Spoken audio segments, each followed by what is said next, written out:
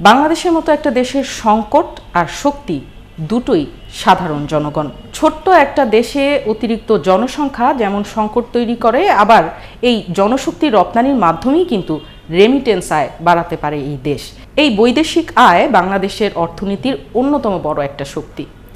প্রবাসী কল্যাণ মন্ত্রণালয়ের সরকারি নথিতে 168টা দেশের নাম উল্লেখ করা থাকলেও মাত্র 10 থেকে 12টি দেশেই কিন্তু এই দেশের 97% শ্রমিক কাজ করেন। মালয়েশিয়া এবং মধ্যপ্রাচ্য সহ এই হাতে গোনা 10-12টি দেশেই কেবল আমাদের শ্রমিক পাঠানো হয়, অথচ উন্নত বিশ্ব যেখানে আসলে বেতন ভাতা অনেক বেশি, সুবিধা বেশি, নিরাপত্তা বেশি, সেই সব দেশগুলোতে শ্রমিক পাঠানোর জন্য খুব একটা তোড়জোড় কিন্তু দেখা যায় না। সম্প্রতি ইউরোপে জনশক্তি রপ্তানিকারক যে রিক্রুটিং এজেন্সিগুলো রয়েছে, তাদের যে সমিতি রাবিড, সেই রাবিডের তথ্য অনুযায়ী বলা হচ্ছে উন্নত দেশগুলো 31টি দেশে 87 লাখ শ্রমিক প্রয়োজন। প্রায় 31টা দেশে, এর বাইরেও আছে, এই 31টা দেশে প্রায় 87 লক্ষ কর্মীর চাহিদা এখন আছে, যেটা মিডল ইস্টে নাই। এক হচ্ছে জার্মানিতে এই মুহূর্তে 25 লক্ষ লোকের ডিমান্ড। হ্যাঁ, জার্মানি জানেন পৃথিবীর সবচেয়ে আপনার ইন্ডাস্ট্রিয়াল স্কিল একটা দেশ। তারপর 2 হচ্ছে রোমানিয়াতে 2 লক্ষ লোকের ডিমান্ড। 3 এটা একটু 19-20 হবে, কিন্তু আমরা সবার সাথে আলাপ করে আমরা বুঝতে পারছি যে এই ডিমান্ডটা আছে। 3 হচ্ছে সার্বিয়াতে 2-3 লক্ষ লোকের ডিমান্ড। 4 ম্যাসেডোনিয়াতে 2 লক্ষ লোকের ডিমান্ড। 5 পর্তুগালে 50,000, ঠিক আছে। ইতালিতে 2 লক্ষ, ক্রোয়েশিয়াতে 1 লক্ষ, ফিনল্যান্ডে 1 লক্ষ, হাঙ্গেরি 1 লক্ষ, পোল্যান্ড 2 লক্ষ, বুলগেরিয়া 1 লক্ষ, গ্রিস 2 লক্ষ, লিথুনিয়াতে 50,000, বসনিয়াতে 50,000, স্লোভাকিয়াতে 50,000, স্লোভেনিয়া 50,000, মন্টিনিগ্রো 50,000, কসোভো 50,000, আলবেনিয়া 1 লক্ষ, রাশিয়াতে এই মুহূর্তে 10 লক্ষ লোকের ডিমান্ড, জাপান 4 লক্ষ লোকের ডিমান্ড, আরও বেশিটা, দক্ষিণ কোরিয়া 3 লক্ষ লোকের ডিমান্ড, সিঙ্গাপুর 3 লক্ষ লোকের ডিমান্ড, কানাডা 7-8 লক্ষ লোকের ডিমান্ড কানাডাতে, নিউজিল্যান্ড 50,000 লোকের ডিমান্ড এই মুহূর্তে, ইংল্যান্ডে 1 লক্ষ লোকের ডিমান্ড, নেদারল্যান্ড 50,000 লোকের ডিমান্ড, অস্ট্রেলিয়াতে 10 লক্ষ লোকের ডিমান্ড, অস্ট্রেলিয়াতে, এস্তোনিয়া 50,000 লোকের ডিমান্ড, মাল্টা 1 লক্ষ লোকের ডিমান্ড, তুরস্ক 4 লক্ষ লোকের ডিমান্ড। এখানে হয়তো ধরেন অস্ট্রেলিয়াতে বা জার্মানিতে ডিমান্ড আছে, কিন্তু আমাদের সেই প্রিপারেশন নাই। অথচ এই এত বড় শ্রমবাজার ধরতে বাংলাদেশের খুব বেশি উদ্যোগ নেই। আসলে এইসব দেশে শ্রমিক পাঠাতে কি প্রয়োজন?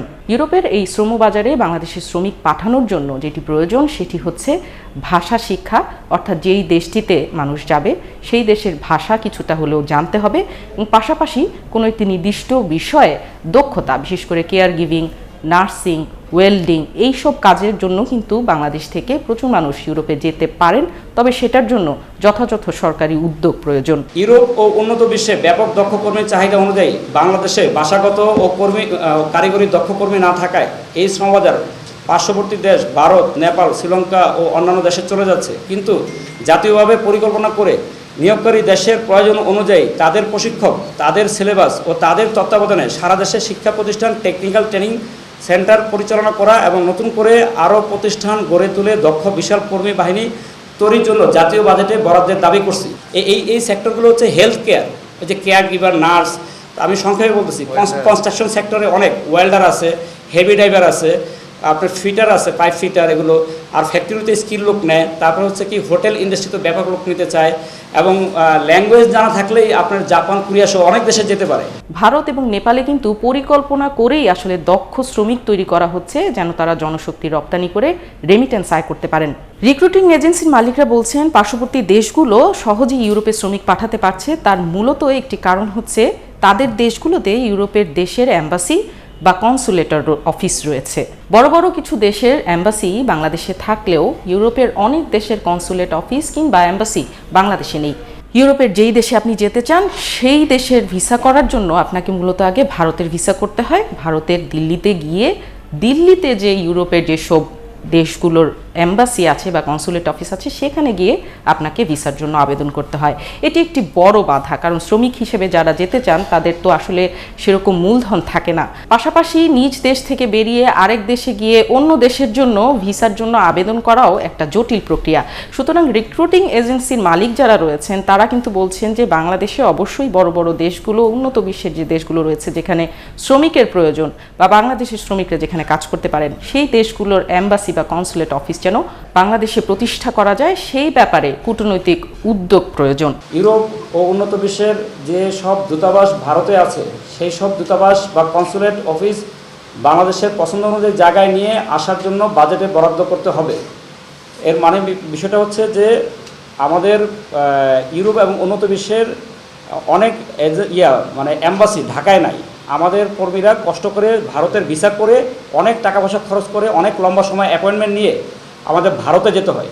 ভারতে আপনার এক একটা দেশের, ইউরোপের এক একটা দেশের আপনার এম্বাসি আছে দিল্লিতে, কলকাতায়, আপনার চেন্নাই, নানান জায়গায়। অথচ বাংলাদেশের মতো একটা দেশে, যেখানে কর্মী পালনকারী বিশাল একটা দেশ, সেখানে একটা এম্বাসিও নাই। আমরা বলতেছি না যে ভারতের এম্বাসি এখানে আনতে, আমরা বলতে চাচ্ছি যে বাংলাদেশে এটার এম্বাসি বা কনসুলেট গড়ে তোলার জন্য।